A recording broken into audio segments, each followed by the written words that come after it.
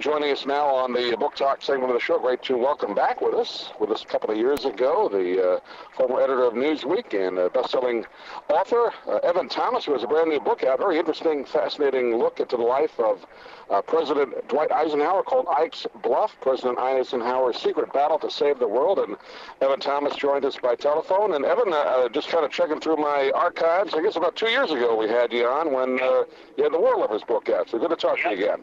Good to be back, Doug. Thank you for having me. Yeah, I had a chance to read through the book. Fascinating topic to kind of delve into President Eisenhower. Not a lot, I guess, has been written about, particularly his White House years dealing with the late 50s and dealing with nuclear war. It must have been kind of interesting for you.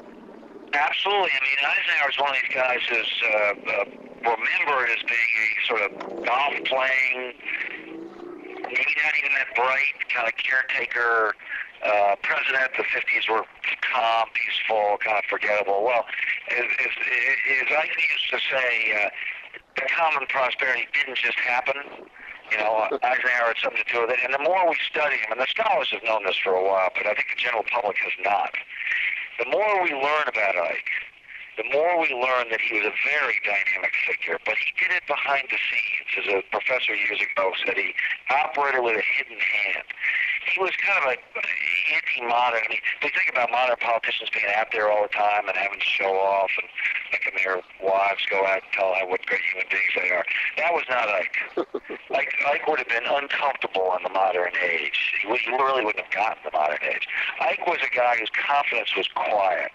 I would say it's real confidence. I mean, you know, when I think about it myself, when I'm arrogant, it's usually when I'm afraid of something. Right. Ike was, you know, the confidence to be humble, to be a humble guy.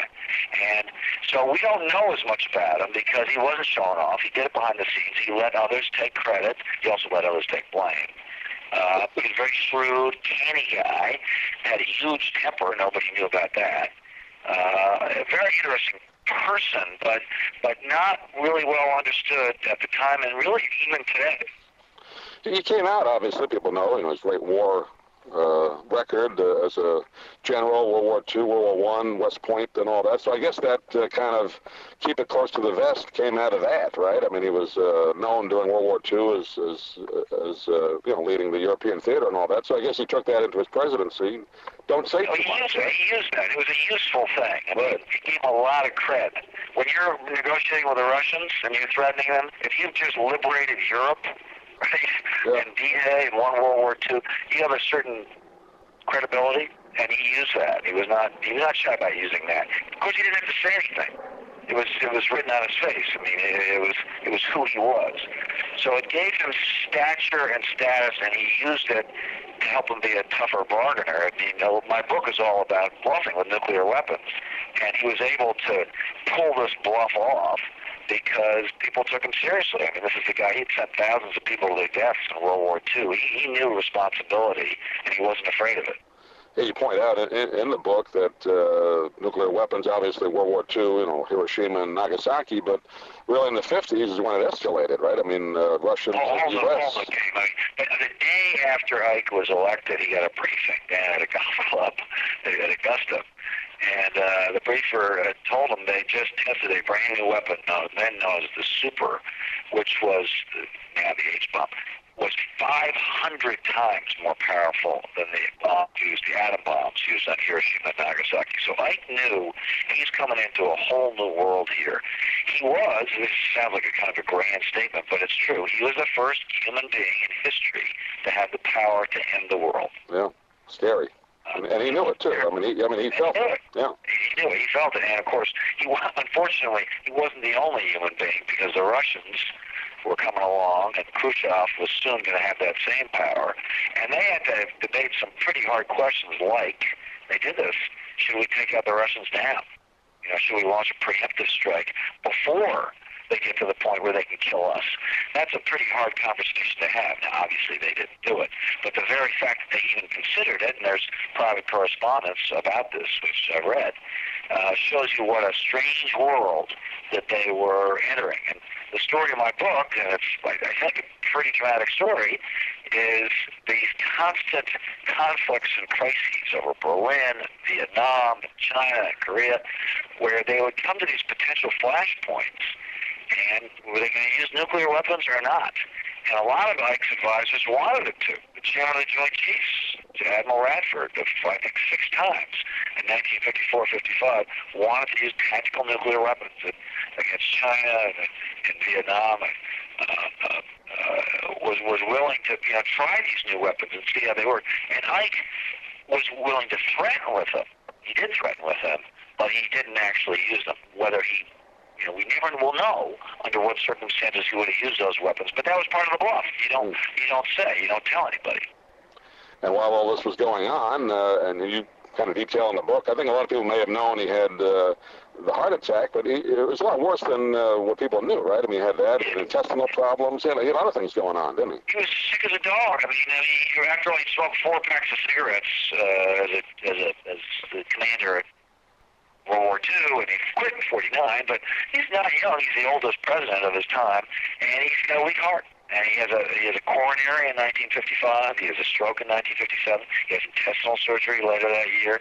He's not a well guy, but he's a stoical soldier. He's sucking it up. And in those days, it was easy to keep all this stuff hidden. I mean, the country knew about the heart attack because they had to. He was in a hospital in Denver for 6 weeks. Yeah. But still, he could kind of soldier through, kind of tough it out. Nobody really knew how sick he was. I mean, his own doctors did, and they used to say to him, they were worried that they were worried that he would worry too much, that the stress would give him another heart attack. And they said, Mr. President, don't worry so much. And he would look at him and say, well, what do you think this job is? So he worried plenty. He carried it in himself. Now, towards the end of his presidency, he's taking too many sleeping pills, he's drinking a little bit too much. I mean, he's a human being. He's feeling the stress, for sure. But he carries himself with that bearing, a life of service, and the public never knew about his problems. You wonder, and you just kind of mentioned it there, the media then obviously a lot different, how much would have come out, not only the health situation, but with the whole nuclear situation if you had today's media. Well, it would have been harder. I mean, it gives you pause because he was able to do what he was able to do partly because the media was more complacent. I mean, he would have journalists in, give him a couple of drinks, and they would go away happy. Yeah. That wouldn't work today. It just doesn't work that way. And so it makes you scratch your head a little bit. I mean, I've often wondered, this is later, but the Cuban Missile Crisis, what if there had been CNN during the Cuban Missile Crisis? Yeah. And I don't know. I mean, it's a little scary to think that, secrecy is bad in many ways, but sometimes it's a good thing. And you need a little secrecy to run a government in a perilous time. He seemed like I say this as a former journalist, too. Oh, sure. No, I understand. Yeah, I was going to say, he seems also like he was an underrated president, too. And not just militarily, but, I mean, the highways and some social programs. I mean, he was underrated, though. People don't think about him doing that. For sure. He had the bad luck of coming right before John F. Kennedy. And the Kennedys were really expert. The Kennedys are great at PR. I admire the Kennedys. I wrote a book about Bobby Kennedy. Yeah. But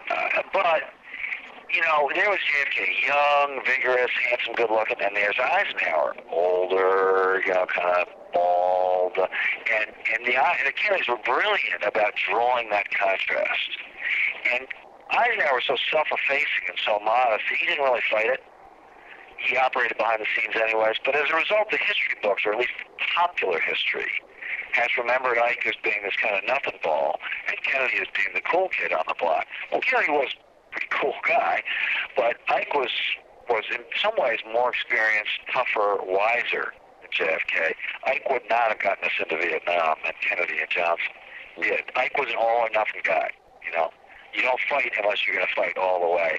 A lesson that he tried to pass on to Kennedy and Johnson, but they just weren't listening. They were politicians. They wanted to do things halfway. They thought you could compromise, you could escalate, you could do things gradually. Ike knew that just didn't work. Yeah. And he also started NASA. People don't give him credit for that either. As much right. Well, all this missile development, that all happened on his watch. Yeah. Right. He's a military guy, interested in scientists. He had them around him. He encouraged them. He gave them money. I mean, all, DARPA, which created the internet, that all happened in the 1950s. All that miniaturization that we all now take for granted, that all starts in the 1950s. I mean, it is ironic, but all these little cell phones that we have, they've got these tiny electronic things. Why? They had to figure out how to put an atom bomb on the top of a missile. And to do that, everything had to get real small. And so that's where all the transistors and the miniaturization, that's where the funding and the drive was basically so that we could put a nuclear weapon in an ICBM. Yeah, fascinating subject. And I know we have limited time today, but the name of the book is called Ikes Bluff, President Eisenhower's Secret Battle to Save the World. We've been talking with Evan Thomas. And Evan, give out a website, them get hold of the book or get hold of you if they like. Yes, I'm sorry, evanthomas.com, evanthomas.com, or you can just go on Amazon. Book's not hard to find, but it's in bookstores and evanthomas.com or Amazon. You can get it. Great. Evan, good to talk to you again. We look forward to the next book, and we'll talk to you then. Thanks for joining us. Great. Thanks a lot.